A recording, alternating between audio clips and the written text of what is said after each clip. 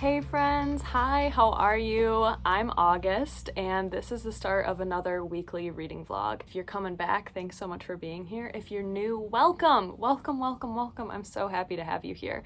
We are starting off this weekly reading vlog with, I don't know if you can hear it outside, but it is a rainstorm. We had some thunder earlier. It's been raining all day, like cascading. It's just been beautiful and cozy. We're also starting this weekly reading vlog off really strong because I am reading Matilda by Roald Dahl. I have never read this in my life, and I have also never seen the movie. Growing up, there was always references to Matilda. Even nowadays, it's like everywhere, everyone knows, and I just don't. So I started this really late last night. I am now on page 139. So just over that halfway mark. My goal tonight is to finish this, get cozy on the couch, maybe make some tea, put on an ambient video, listen to the rain outside, and finish this. This is so funny. It's such a funny, charming book, and I really, really wish that I had read it when I was younger because it's about a girl who loves books and loves reading, and these illustrations are incredible. I mean, is that just not all of our dreams here on BookTube, is just to sit in a little armchair in our little room, just surrounded by books and her hot cocoa? It's so cute. I'm so happy that I'm going into my 26th year on this planet very soon, and I can finally check off that I've read Matilda. I'm so excited, so happy about it. So I'm really excited to tell you all about this one, but that means I'm gonna finish it tonight, and then hopefully you all can be a part of picking my next read.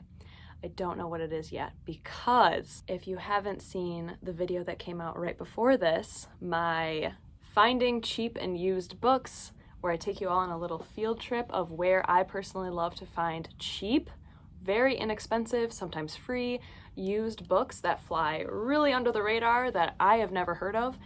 That is what I did today. I had the day off. I was like, wow, I have an entire day off, no obligations, what do I do? So I filmed myself traveling around my area, quite a lot actually. I did a lot of driving today to little free libraries. I went to Goodwill, and I went to a local charity shop, and I also went to Dollar Tree. I did that video today. I started filming it, went all around town in the rain doing this video, and I'm staring at the stack next to me. Let me see if I can. These are all the books that I found. All the books that I found. So I'm not sure if I'm going to want to read from this new pile or a book that I mentioned in my April TBR video, which I will link down below for you all as well. I've already read several 5-star books. That just means the pressure is on for my next read. So I'm really scared. Some other books that I'm reading at the moment, I guess I should say, because I almost forgot. I am also still reading, of course, Middlemarch by George Eliot. I'm on page 270. Wow, in this it looks pretty good, but I still have, 500 something pages left, so still slowly making my way through this. Again, thank you so much for being here. I'm so excited to share this reading vlog with you all. I hope wherever you are, you're doing really well. Thank you so much for joining along, and let's read.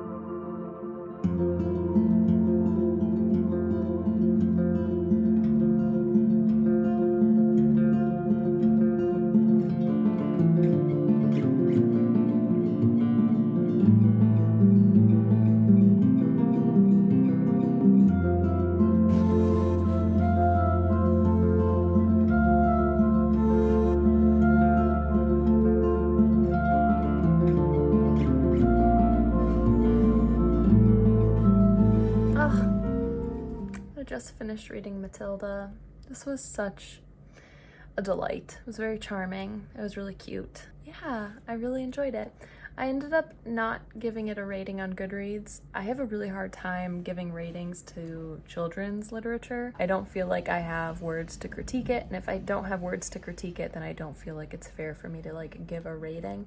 But I really enjoyed it. If this is a book that has intrigued you and you never read it as a child, no matter what age, you can definitely pick it up. It's just really fun. It is a full, you know, like a book. So it has a narrative, it has wonderful characters, it's funny, and it has delightful illustrations and just the love of reading. I mean, all those books, like it was so cute. I would love to watch the movie now and be able to kind of compare them, but I really loved going into this not knowing anything about the story other than she likes books and reading. And once I got to like the very end, I was like, oh my gosh, like I had no idea this stuff was happening with the teacher, Miss Honey, and Miss Trunchbull. It was a lot of fun. So I really enjoyed this one. I definitely recommend it, especially if you hadn't read it yet. I think it's a fun one to add to your TBR list.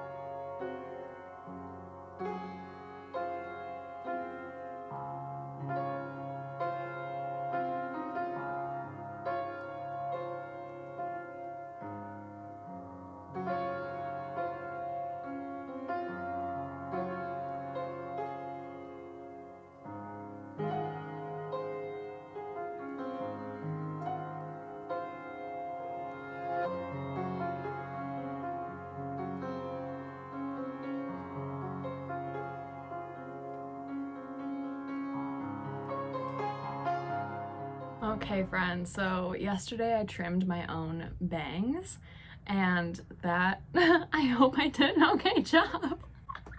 I was so scared because I was like, I have never cut my own hair, other than when I had a huge, like this whole side of my head was shaved, so I would, you know, just shave it, which is so easy to do. So I was so nervous about doing it. I think it turned out okay. Who knows? But I have some wonderful reading updates for you all. Oh my god, such good reading updates. Okay, first off, I want to say right after finishing Matilda, I wanted to pick up Mercury in Retrograde by Paula Froelich. This is a book that was included in my April TBR video. It was a book that I thrifted at Goodwill. It's a funky cover. It reminds me so much of Sex and the City, which I rewatch every spring, and I'm on season 3 right now. I'm absolutely loving it. But as I started reading this, it just felt too much like a book that I read in March, which was I'll Eat When I'm Dead by Barbara Borland. Like the writing style was very similar. It's about 3 young women living in New York City. It talks a lot about their fashion and their style and like aesthetics and the busy life of a working woman. And like, while I really enjoy that type of literature, I find it really like, I don't know, it's such a weird feeling. Like I really enjoy that stuff. I love modern femininity. I think is really interesting, but it just wasn't clicking with me. It just felt a little too similar to a book that I read recently, so I decided to DNF it for now. It won't be a part of my April TBR, but maybe I'll revisit it again in the summer or next year or whatever. So this has been put on the back burner. But the book I want to talk to you all about right now, oh my god, if you take away anything from this video, it is you need to pick up this book. I am only like 120 something pages in, and I wanted to give the first 25 pages and the introduction 5 stars. Like I have not, oh my god, like I could not stop gushing about it to my partner. We went for a walk yesterday to get some ice cream. We saw a beautiful rainbow. Like it was such a lovely evening yesterday, and the whole walk I was just gushing about this book because oh, it's so good. And it's a book that I found in my last video, which I will link down below for you all. And I found this one for 50 cents at a local thrift store, and that is The Truth About Awiti by C.P. Patrick. Oh my god, you have to read this book. Oh my god, gosh, it's so incredible. It's like beyond incredible. And I looked on Goodreads, and there are only like slightly over 300 ratings, and that's just people who have read it. That's not just people who have reviewed it, but people who have read it and claimed it on Goodreads as being read. 300 people. That's it. This book deserves so much more hype. This book deserves the entire universe, the world on a silver platter. I want more from C.P. Patrick after looking into her work. She's only written 2 things. Oh my god, oh my god, oh my god, oh my god. Okay, so first off, I need to talk about this introduction. This introduction was only like 5 pages long, and I learned more in that 5-page introduction than I feel like I learned in my entire like public school education, and I was just blown away. But the introduction goes into and talks about African American folklore. The spirits of slaves continue to haunt and are still shackled and chained, and there's just so much like kind of ghost stories around enslavement. And then it talks about this event that happened that I had never heard of, but it was in May of 1803. Approximately 75 women and men from the Igbo tribe were brought from West Africa to Savannah, Georgia to be auctioned off as slaves. Chained one to the other, they came into port and were led toward the dock. But instead of walking onto the bank into a life of slavery, they all turned and followed their chief into the depths of Dunbar Creek. How horrifying that we know, obviously, that slavery is just beyond horrific, beyond horrible, beyond an atrocity, beyond, I wish there was like a stronger word for what slavery is and was and all this stuff. But the fact that this group of slaves who were all chained together chose death, chose drowning instead of living a life as slaves, I mean, that is incredibly powerful. But then it talks about how that area in Savannah, Georgia is still said to be haunted by these restless souls and spirits who were never properly laid to rest. And then in 2002, almost 100 people from as far as Nigeria came to visit the creek, and they designated the area as a holy ground because these slaves were never given a proper burial. Just heart-wrenching. Another really fascinating part of this book, this was originally written by Harvard professor Roland G. Fryer. Professor Fryer made a shocking discovery. There was a period illustration portrayed a slave trader licking the face of a prospective slave. So then Professor Fryer decided to research this, and it is so fascinating. I feel like I will butcher it unless I read it out loud, but I promise it's so fascinating. So here we go. This is an excerpt from Professor Fryer's studies. The ocean voyage from Africa to America was so gruesome that as many as 15% of the Africans died en route, mainly from illnesses that led to dehydration. A person with a higher capacity for salt retention might also retain more water and thus increase his chance of surviving. So it may have been that a slave trader would try to select, with a lick to the cheek, the saltier, quote-unquote, Africans. Whether selected by the slavers or by nature, the Africans who did manage to survive the voyage and who then formed the gene pool of modern African Americans may have been disproportionately marked by hypertension, which they believe and researchers believe is why so many African Americans and people of color in our modern gene pool, as he says, suffers from a higher risk of hypertension and heart complications. I never knew that. I never knew that. What? So fascinating. So like I said, this introduction is worth the read. It's like 5 pages long, and I learned so much information. And then we immediately dive into the book, which has the most beautiful writing, but it's so easy to read. It is so accessible. Like, I have not read a book so fast, I feel like, where my eyes are just like reading the page. It's so easy to read, and the story is incredible. So we're following this young girl named Awiti, who is born into her family in West Africa, and she was born with very difficult circumstances. So there are a lot of trigger and content warnings specifically for sexual violence. I mean, this is a book about slavery, so it is very incredibly difficult to read in terms of the content. But Awiti is then separated from her family, and she meets a man who then tells her that he is immortal and he loves her so much, and his only wish in life is to become mortal again. So she is like, make me immortal then, pass it on to me, and I'll take over the burden. So she then is made immortal, and then each chapter is written from almost like a different perspective of people who've encountered Awiti over centuries. So it bounces from when the story kind of like gets a rolling, it is 1693, and the part I'm at is now we're in 1874. But she then works as an abolitionist, and she works really hard and visits plantations in order to try and save slaves, in order to kill their white masters. And it is so incredible, but I love that each little chapter is from a different person's perspective, and all of a sudden they mention this woman, and even if they don't mention her by name, they talk about her resilience, her beauty, her force that she has, and you know it's Awiti. Awiti just intervenes in these stories, and they're all from other people's perspectives. It is so incredibly well written. I could gush about this forever, and I'm not even done. I'm only like 40% of the way through. I am devouring this book with my eyeballs. I cannot recommend this book more. It is so beautiful. It's a historical fantasy, but it talks about spirits. If I could give 5 stars to the first 40% of a book already, or like I said, the first 25 pages, this deserves so much more than what it has on Goodreads. This deserves so much more hype. It deserves all the love and recognition, and just holy shit, it's so good. So there's that, and I am so excited to tell you all more about it. I would love to read this tonight, and then tomorrow I would love to finish it so I can talk about it in this vlog, but at this point, like, I'm just enjoying it so much. I'm really trying not to force myself to fly through it to give a critique. I will keep you updated on how I go with this, but like, oh my god, incredible, incredible.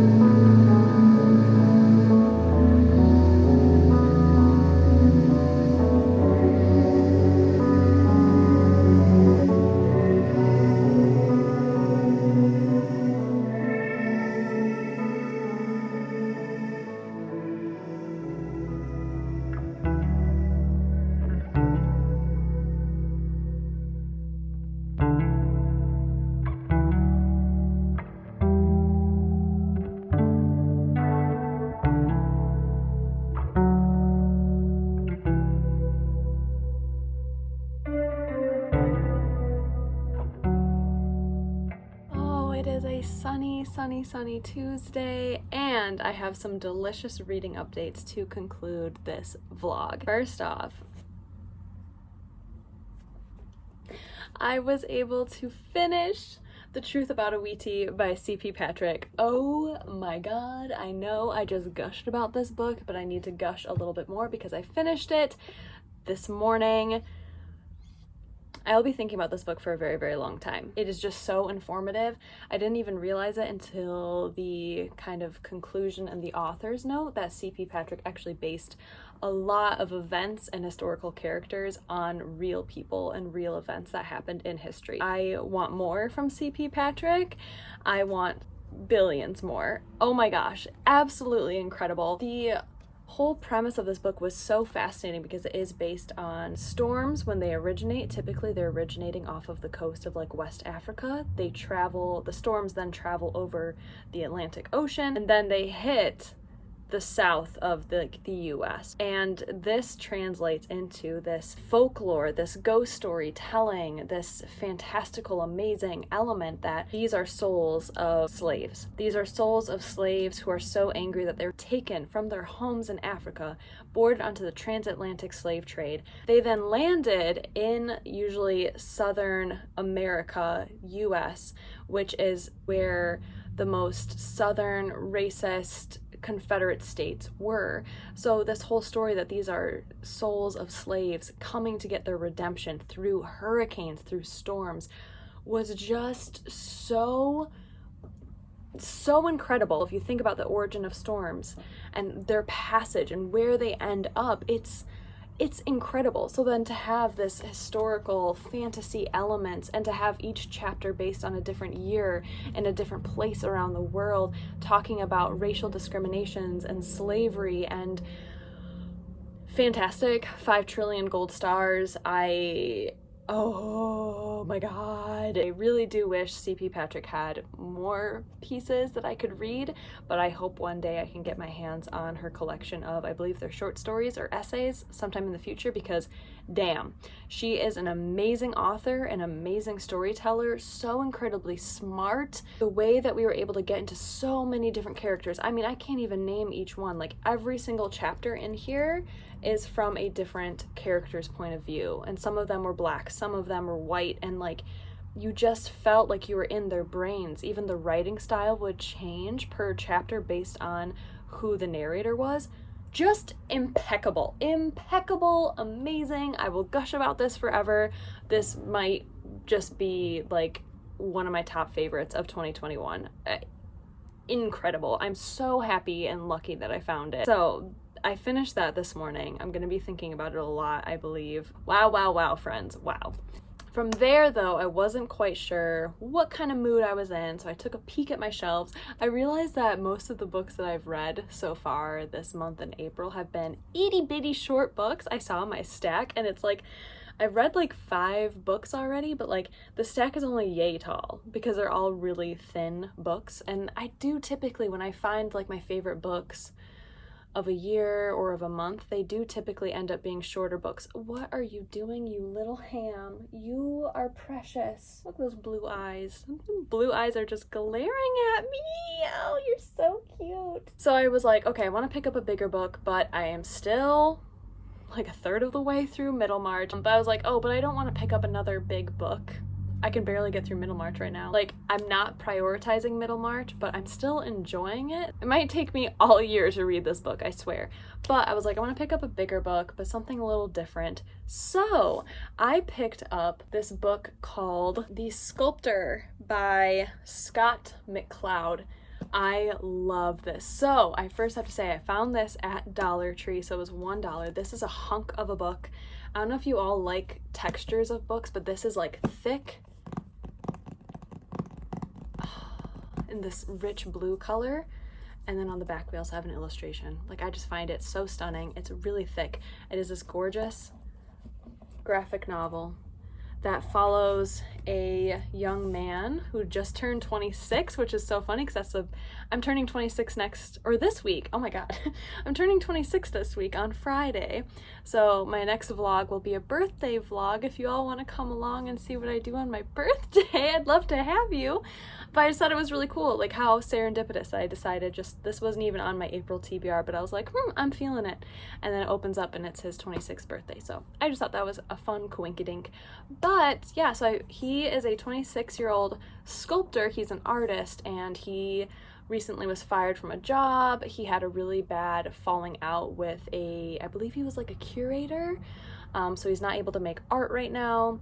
And his girlfriend recently left him. Like, he's just down in the dumps. He's not having a good time. Basically the premise, I haven't gotten to this point yet, but basically he kind of makes a deal. I don't know if it's like with the devil or just that kind of trope where he makes a deal that he would give his life to be the best sculptor ever. Like, to be able to sculpt again and be successful at it. Like, art is his life. I don't have much more to say, but it's really easy to read because it is a graphic novel. I think I'm on page like 75. but it's really big, but I do anticipate getting through it pretty quickly. I'm really, really loving the story. The art is incredible. The way that it tells the story through imagery, like I will never not be blown away by graphic novels for doing that. Like even sceneries and sounds, it's like a movie. Like you can hear it, you can see it in your mind. It's incredible. But I do have to say, the way I found this book though, this was actually the dust jacket. We have this lady coming out of a brick wall. This is how I found it, and I was like, okay, I'm just gonna take the dust jacket off. I typically take dust jackets off of hardcover books while I'm reading them. I mean, I would not cover this up. I like this so much more. I love this blue color. I want to eat it. It's such a nice color and texture, but I am thoroughly enjoying it. Like I said, only 75 pages in. I don't know how big it is, but I mean, it's really big. If I'm only 75 pages in, I mean, I got a lot to go. But wholeheartedly enjoying this. I'm really excited to tell you all more about it. It just seems like such a fun, magical realism, quirky vibe. I like it. So that is what I'm currently reading. What a successful reading vlog this was in terms of actual reading, what I was able to read. I was able to finish 2 books, start a new one. I'm a happy gal. Thank you all so incredibly much for being here. I appreciate you all so much. I hope you're all doing really, really well. Stay cozy, my friends. Bye.